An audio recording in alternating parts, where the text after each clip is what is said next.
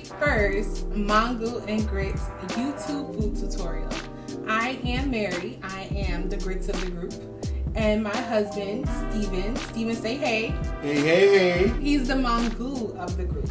So to give you some background about who we are and where our name comes from, I am Black American, born and raised in Brooklyn, New York. All my Brooklyn people stand up. My family has been in the United States since before there was a United States. So I'm solidly, Black American, Southern, but raised in the North. That's the grits. Steven, he's half Puerto Rican, half Dominican, and he's the mango of the group. Mango is like, I always say that it's the Dominican version of grits. It's creamy, it's buttery, it's delicious. You have it for breakfast, you have it for dinner, and it complements the salty and savory items that you pair it with. So with our powers combined, we are mango and grits. Tonight, I'm going to show you how to make delicious, savory chicken and rice, halal style. If you don't know what that is, you're about to find out. And making it at home, it's amazing. So our favorite place to get halal food in New York City, Halal Guys. And babe, where are they located? I think they're close to 53rd and Avenue of the Americas. It's by the Hilton, right? Hilton Hotel, yes. It's by the Hilton, yes. So that really, really hits the spot. Halal Guys are so good. If you don't know, check them out on Yelp. Tourists even go to wait online at these carts, and they have so many of them. And why are they so delicious? Any time of day, whether it's early morning or late at night, you're coming in from somewhere late, or you're heading somewhere early, you can go to them and get a solidly delicious banging meal. So after having it so many times, this is what I do whenever we eat out. We're foodies, so we love to eat out. I'm like, I wonder if I can make my version of that. So my version of that is what we're going to make today. It's one of my favorite things to make for me and Steven. Also, when we have family and friends over, they love it. There are so many variations that I do. Sometimes I'll make fresh hummus to go with it, or I'll make flatbread, or I'll toast flatbread. But today we're going to keep it simple. We'll save that for other videos. I'm going to do chicken, the rice, the white sauce. The white sauce. If only you could see Steven's face right now. The white sauce. It's the bomb. It's the bomb. Okay, that's enough talking. Let's get started.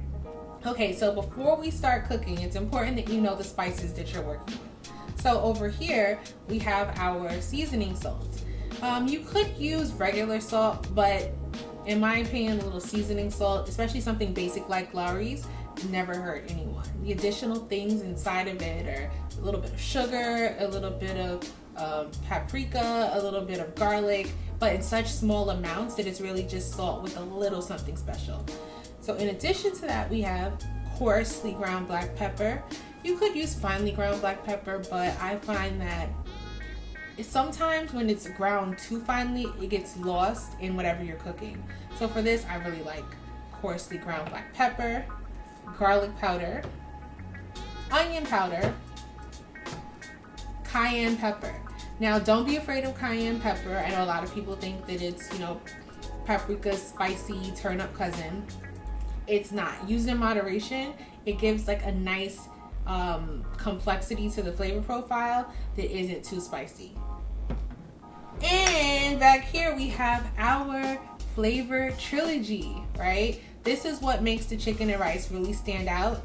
I know that a lot of you who probably cook curry and other things like that are like, these sound familiar. That's because these are some of the main ingredients in a lot of curries. So over here we have cumin. Not just popular in curries, but it's a flavor profile that a lot of people might recognize if you have Mexican food. That's something that, this is, what's in this? Yeah, that's cumin. Over here we have coriander and turmeric. Turmeric, it's so dye heavy. So if you use your hands to season, we'll get into that. Be prepared to have orange fingers and like yellow nails. Otherwise, you can use a spoon or use rubber gloves if that's your preference. But next, we're going to get into the produce that we'll be using today. So we just went through the spices. Now it's time to go through the fresh produce ingredients to go into this. So first and foremost, garlic. Even though we have garlic powder, fresh garlic, it will just help pump it up. I'm of the school of thought that, like cheese, there's no such thing as too much garlic. Don't you agree? I agree 100%. In addition to that, we have an onion. I've made this with white onions and red onions before. It tastes the same as far as adding a bit of depth to the flavor. So whatever you have, use it. A lot of lemons. The lemons are going to go in not only the chicken, but also the white sauce. And parsley. Parsley also goes in the chicken and it goes in the white sauce. So what you'll see here are two different types of parsley. This is flat leaf Italian parsley, and then this is curly parsley. I know a lot of people don't know the difference. I find that flat leaf parsley is much more intense. It's kind of like how culantro is more intense than cilantro, though the flavor profiles are the same. And then curly parsley, that's probably the easier kind of parsley to find. The depth of the flavor is much more mellow, but they're both fine to use. I often use the herbs that come from my arrow garden, but I've been kind of aggressive in cutting it, so I had to buy these from the store. In future videos, you'll probably see me cut some off of the arrow garden, but today we'll be using these. You're also going to need some extra virgin olive oil for your chicken. Oops. You're also going to need some salted butter for your rice. You're going to need basmati rice, and it's important to get basmati rice. There are so many types of rices. Is that a word? So many types of rice. And they all have different flavors and different textures. And for a dish like this, it's very important to get basmati because, one, the texture, it's a very thin and long grain rice. And as far as aroma, oh my gosh, it has that very distinct scent that just lets you know that deliciousness is on deck. You can't get that from regular plain parboiled rice. Has to be basmati. Can't be jasmine. I'll show you things to make with jasmine rice. Has to be basmati. Doesn't have to be this brand, but it has to be basmati. And also, we'll get into this while we're cooking, but each type of rice has a different measurement. You can't use the same old 2-to-1, 1 part rice to 2 part water, or else you're going to end up with soggy rice. But we'll get into that a little bit later. Greek yogurt and mayonnaise for our white sauce. You need both. You need some sort of a chicken stock. If you like, you can use vegetable stock for your rice, but I prefer chicken stock. What you'll see here is that one of these says chicken stock and one says chicken broth. The difference is that chicken broth is just plain chicken goodness, chicken juice, I call it chicken juice. And chicken broth is chicken juice plus onions and celery and garlic. There's not that big of a difference. I find that chicken stock tends to be a bit cheaper than chicken broth, so that's up to you. We need heat. We need heat. I don't know if you need heat, but we need heat. Do we need heat, babe? Yes, we do. We like fire. We like fire. So I'm considering this a condiment, but I'm just putting it out there for you to get. I'm sorry. Let me cover this. Let me cover that. We cover this. Okay. So you need peppers, chipotle peppers, in adobo sauce, pureed, right? This isn't pureed, this is whole, but you can puree it or mash it up yourself. Or if you want to be truly authentic, harissa. Harissa is a pepper sauce that comes from the Middle East, and it really complements what we're doing today. Either of these is fine. This is a bit more expensive than this and probably harder to find, but you need something like that if you're like us and you like heat.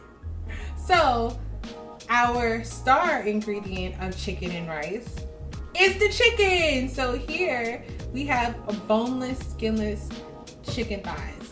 It's one of my favorite cuts. It's really giving you the best of both worlds of dark meat. It's juicy, but it's also a bit lean, like a chicken breast. What you'll notice here is that the skin is off, the bone is out, but there's still a little bit of fat. I don't trim that because when that cooks down, the flavor that you get from that is amazing. So it's up to you if you want to trim it. You know, if you're trying to like watch your calories, go ahead, but I want the flavor. Now it's time to chop this chicken up. So make sure that you get a big sharp knife. I always like to sharpen my knives before I use them. Also, this makes me sound like a badass ninja. I kind of like that. Like, okay, just being extra. Also, I make sure to take a cloth and wipe it over it because sometimes when you sharpen it, there's like residue from the stone. You don't want to get that on your food. And now we're chopping the chicken up. I'm using a chopping board here. Usually there are two different sides to the chopping board. I'm using the side that has the little well so that it can collect whatever moisture comes out. So, chopping the chicken. I like to chop it in, what would I call this? Finger-sized strips? Finger-sized strips. Then after I chop it, I put it back in there. This chicken, by the way, has already been cleaned. But like I said, I'm keeping on the fat because that helps with flavor.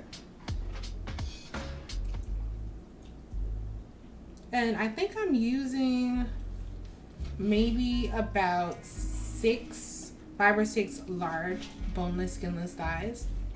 So, you know, chicken isn't always consistent. Sometimes they're smaller, sometimes they're thicker.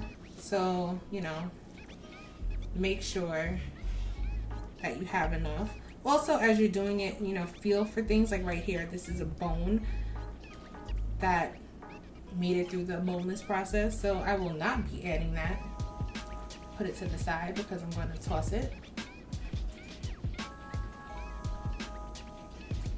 Also, another thing you're not going to see from me, fancy knife skills, because I cook well, but I'm also clumsy.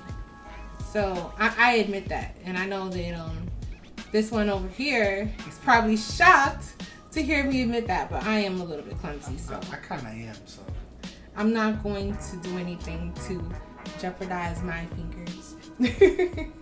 So don't feel that you have to either. You know, it's fine to chop at your own pace. You want to be careful. I'm just going through to make sure that I've chopped all of my chicken up. This piece could stand to be a little bit smaller.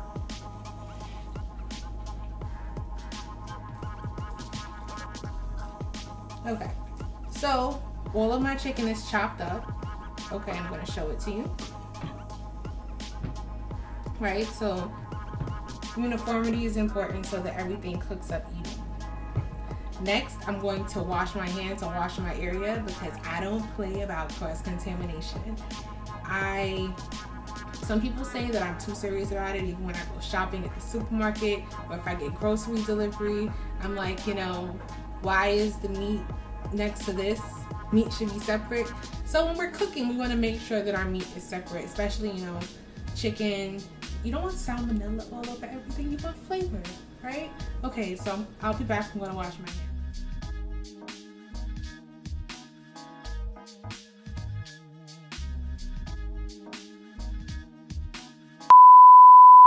Alright, so I've already added salt and garlic, and now I'm adding more garlic.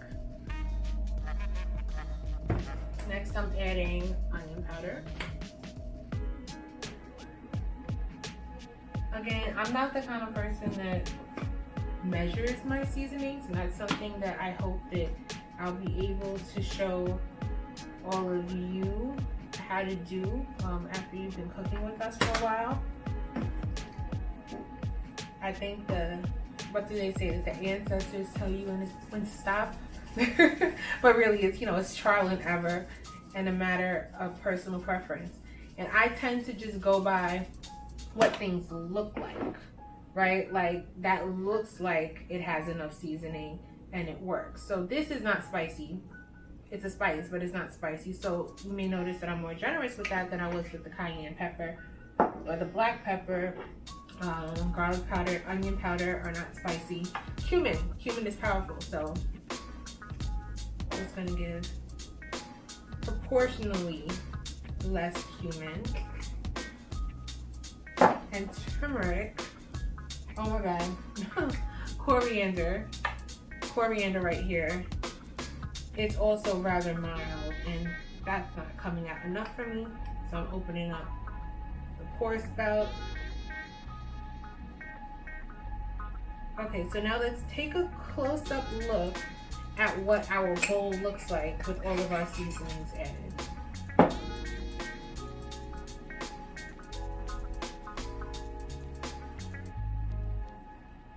Now I'm back with something to mix this with because I just don't feel like getting my hands all dirty or taking off all of my rings. So I'm mixing this up. Let me show you what this looks like here. I'm gonna make sure it's evenly distributed. I'm using one of my favorite tools right now. It's a silicone spatula. I love it because it doesn't get stained, and also food doesn't hold on to it. So like if you have something that's cheesy or saucy, you know how that can get kind of dry and congealed after a while. It just falls off of this. So season this all up. The next thing I'm gonna do while this is marinating, and this is what it looks like. You see that it's more evenly distributed. Kind of gives you curry vibes, even though it's not quite. I'm gonna get one of my lemons, cut it, squeeze it all over this to help tenderize the meat. So I'll be right back.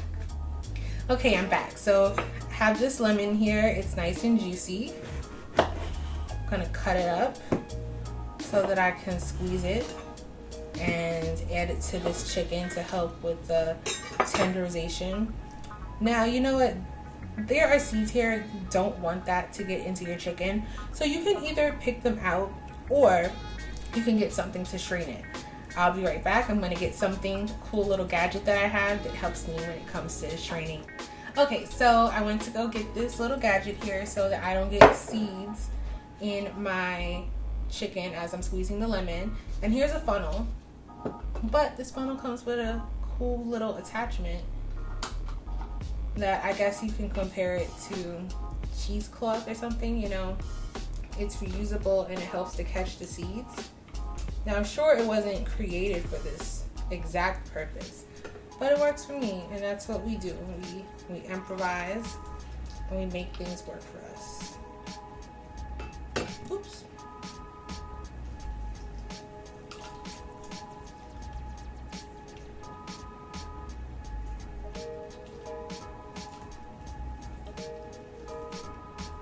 Okay, now look at all the seeds that came out in the funnel. That's cool. Now we're taking this juice, adding it to our chicken. We're just going to stir it around. Now, how long do you have to let this sit?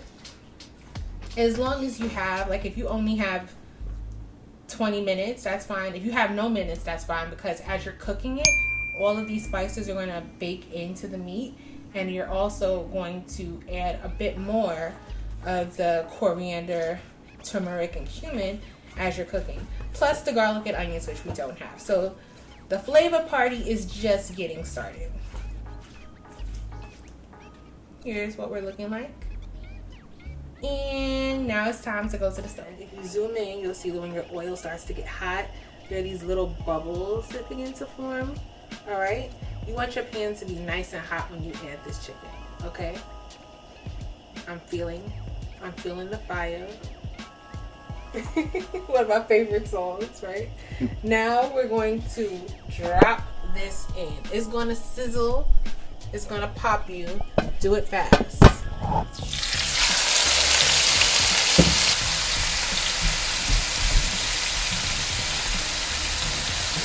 You hear how your pan isn't sizzling as loudly? That's because all of this chicken cooled off your flame. So to maintain that level of heat, just bump it up a little. I have it on about a 5.5 now. And we're going to let that cook. Next, we're going to get started on our rice.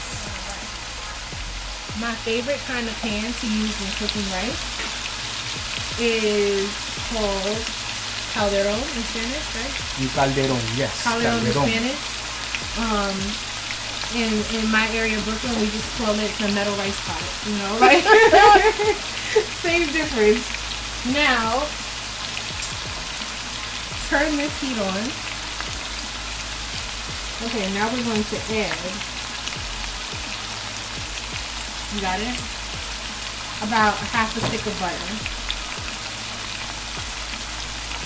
We're going to let this melt down. While this is melting down, and it will do so quickly because our flame is on about a 5, we're going to add 2 cups of basmati rice. We're going to stir that around so that it can begin to absorb the butter. And next, we're going to add some of the same spices that we had for our chicken. And one thing you should know is that you should always cook your spices. These kinds of spices are not made to just sprinkle on things. They should always be cooked.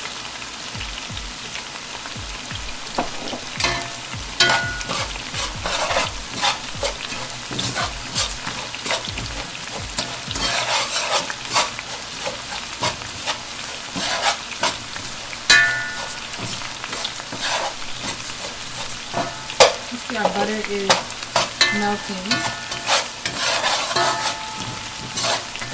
Next, we're going to add in some coriander. Again, that little sprinkle thing is not enough. My hands are buttery. Okay, here we go. Not a lot, just a bit. The main star of your rice is going to be the butter and the turmeric, but we also want to add those other spices to complement.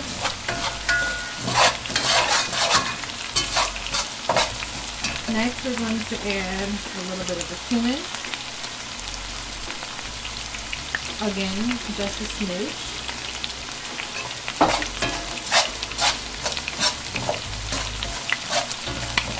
And you notice how as this is cooking, the color is changing. Now let's take a look at our chicken. As soon as I'm done with this rice, adding the fluids, I'm going to stir that around. But let's come back to the rice. I'm going to add a little bit of black pepper.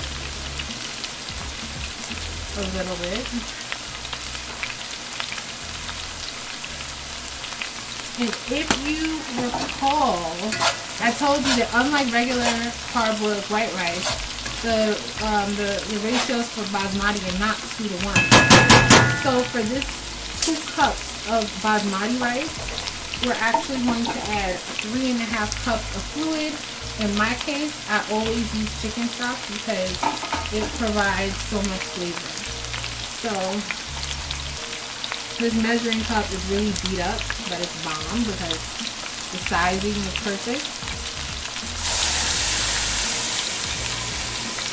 2 cups. And now we're going to go to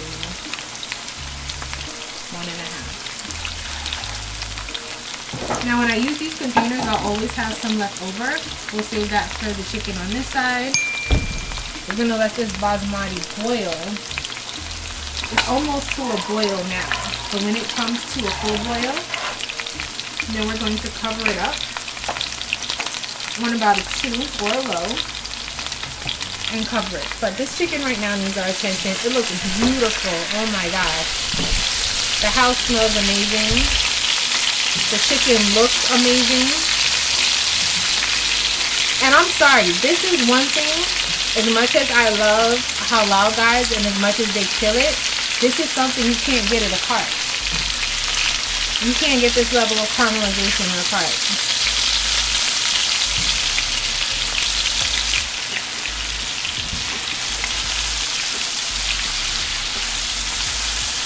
So when the chicken starts to get like this and it's getting done, one thing that I like to do before I add the onions and the garlic, I like to, you know, just chop it in half a little bit. So that the really large pieces are a bit smaller. Some pieces are not ready for chopping, others are. And not every piece needs to be chopped. And again, the dope thing about boneless, skinless chicken thighs is you're not drying out your meat by chopping it while it's hot. If anything, you're allowing it to absorb even more flavor. So now it's time to add our onions and our garlic. Just gonna slide those in.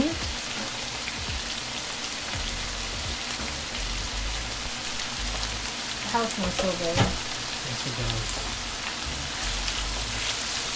Gonna grab my little towel here and hold on. See how that just separates like that? When you have pieces like that, you just want to break them up. You want the sauce to get everywhere.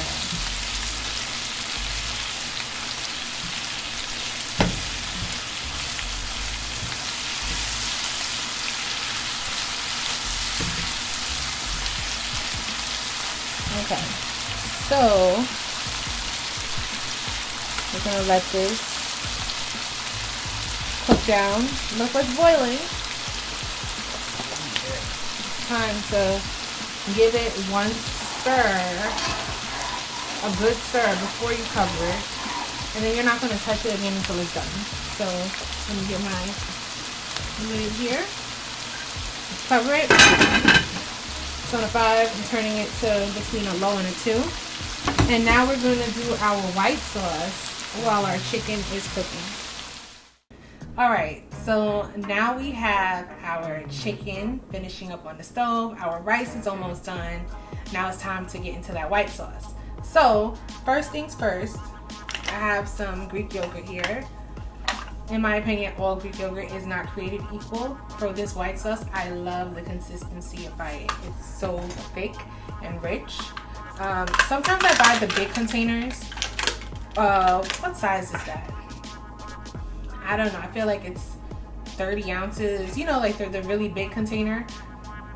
I prefer the smaller ones because if we don't use it up, we're not wasting anything and it's still fresh. So I have my jar here. Not my jar, my bowl. And I'm gonna pour one of the Greek yogurts in. And this is 7 ounces, just so that you know. Then I'm gonna take the next one. Oh, and with regards to the percentage of fat, so this is 2%. Honestly, as far as thickness and creaminess, there's no difference between 2% and full fat. So get the one with the least amount of fat. You want to add all of that.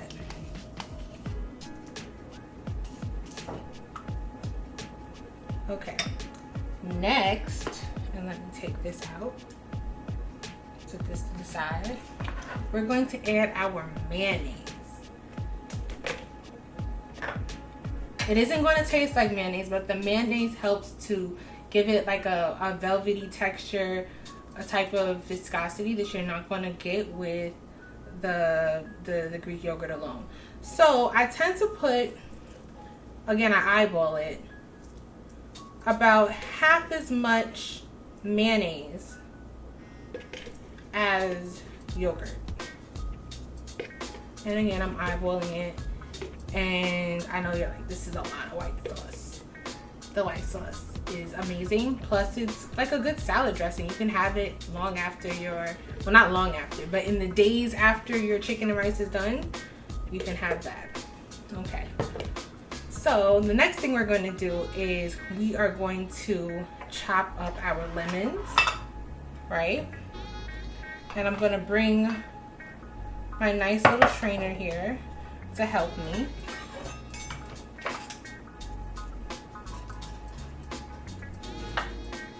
And the lemon is really the star of the white sauce, followed by the parsley, and of course the Greek yogurt. So I'm cutting up 2 lemons. I'm not sure that I'll need both, but I'll definitely need at least 1.5. Just going by the amount that I have. And squeezing it. You'll see the leftover seeds from when I, what's the past tense of squeeze? Squoze, when I squoze. Or as Jamie Foxx says, squozing. Yeah. Fresh squozing lemons. And just going through, and it's collecting nicely at the bottom. See, that's, see that little pulp that came, that's a gift. I'm gonna throw that in there. Because it won't hurt it. Okay, so now we're at the 1.5 lemon mark, and this is how much juice we have. So I'm pouring that in. I'm gonna go ahead again just by eyeballing it and add the other 2 halves to this mixture.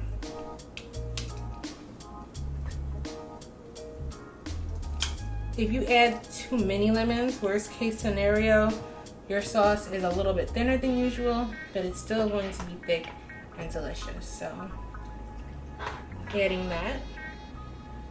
Let me clear these off of my workspace and add them to these containers.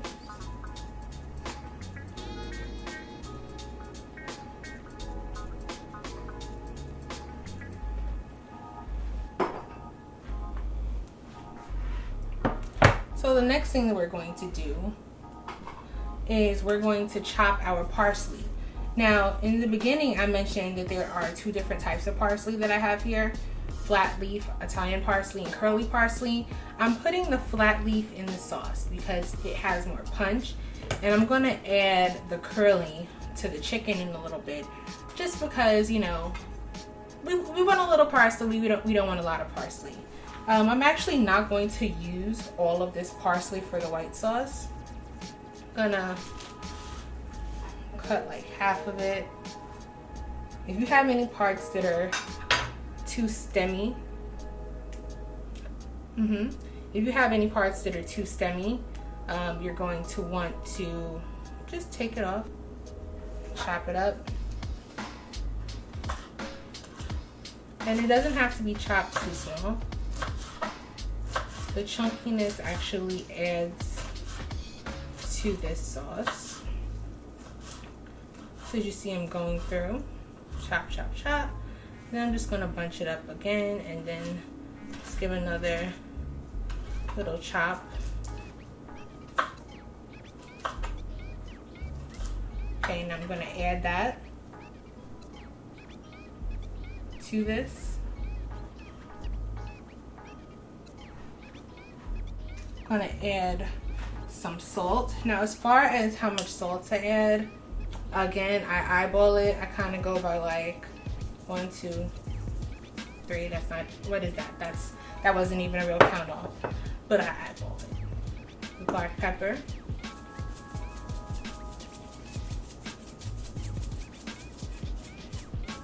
And I have a whisk here, but you don't want your parsley to get caught up in this. So I'm going to actually get a fork. I'll be right back. So now I'm mixing this up. See how nice and thick it is? Really creamy. As you're mixing it, you'll notice that the lemon juice pools on the outside. So So you're gonna want to make sure that that's evenly distributed.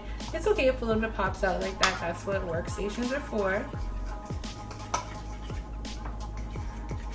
So starting this up.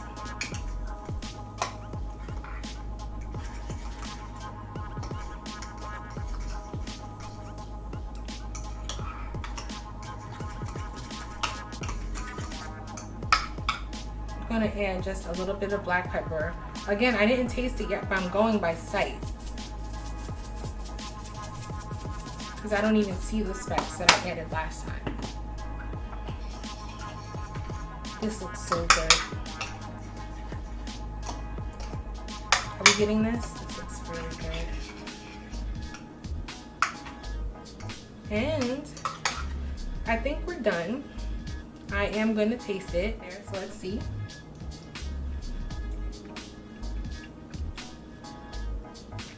You know what? This may sound crazy. I think I need another lemon. Not a full lemon, but like a quarter of a lemon.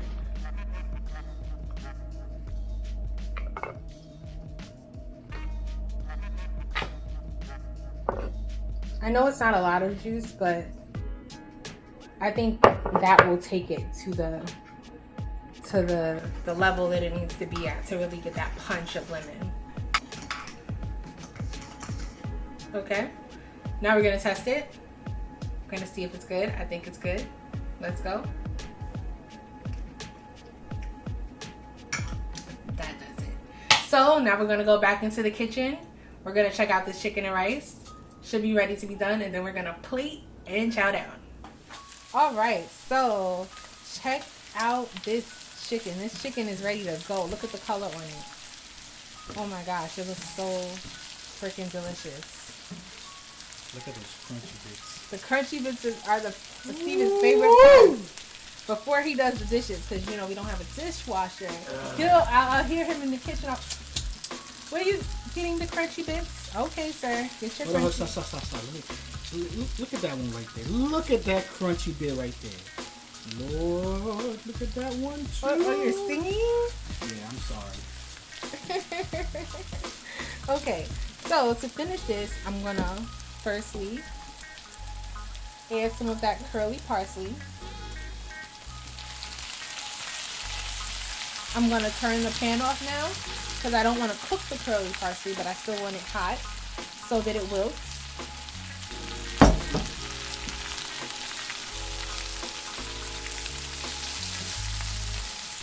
Stir it around.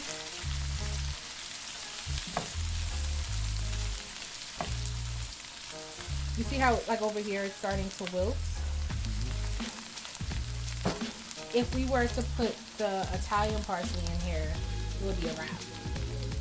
I'm just gonna finish it with a little squeeze of lemon. Yeah, seed went in. I'll pluck that out. That's okay, it's all natural. Fiber. But yes, pluck that in. Now, we're gonna go over here to the rice. So our rice has been cooking. I'm gonna uncover this. That rice looks good. Now I'm gonna get my spoon. Is there con or is there no con? Well, let's see. Now, do you want to tell the people what con is? All right, con is the sticky bottom part of the rice. The crunchy. In Puerto Rico, it's called pegao. Dominican Republic, Dominicans call it con. Now, you don't need to have a traditionally Puerto Rican or Dominican dish to get con. So sometimes there's con here. Oh, we have some. So Steven, do that sound again. Yeah, that's con. But you see our rice, it's nice and done. So I'm not gonna fluff it with this because I don't want to break it up. It's that delicate. I'm gonna get a fork. And I'm also going to get a little salt because, as you may notice, I didn't add any salt to this. I just added the chicken stock, but you do just want to put a little bit on here to give it a little extra. And look how the fork fluffs up the rice. Look at that. Oh, this smells and looks so good. All right. Now it's time to plate our food. I'm cool with that. Let's go. All right, so I just came from the kitchen. I loaded up the plate with 2 heaping spoons of rice and 2 heaping spoons of chicken. I made sure that I used a separate utensil from what I was cooking with, since the chicken now reached the desired temperature for doneness, and also to kill off anything that's bad. And now it's time to add this other stuff. I chopped up some iceberg lettuce, which, while it's not my preferred lettuce, I tend to prefer more delicate greens. It's very true to form for going to the halal guys and getting that from the cart. I'm gonna add on a couple of super ripe vine fresh tomatoes. Got this over here. Gonna get some cucumbers. These are some baby cucumbers that I had from the other week when I made. Turn the plate a little bit so that we can get a little bit. Yeah. Bao buns. Yeah, there we go. And I'm all about presentation, so even if it's just me eating it, me and Steven, if it looks good, it's gonna taste even better. Now I take some of this white sauce. Gonna layer it over the chicken and the salad. Just rotating that so you can see how everything looks. Then I'm gonna take some of these pureed spicy chipotle peppers. There we go. Gonna add that to the center of our white sauce. It's spicy, so you don't want to add too much. And also putting it on the white sauce neutralizes it, so you're not spicing up everything else. And then I'm gonna finish off our homemade platter. And I know that I'm off the screen with some delicious olives. These are Spanish olives. Here we have our platter: chicken, rice, salad, olives. Let's go. I'll let you get the first bite. Oh, thank you. Get a little bit of chicken, some sauce. All right. Let me get a little Try to get everything except for salad. Of course.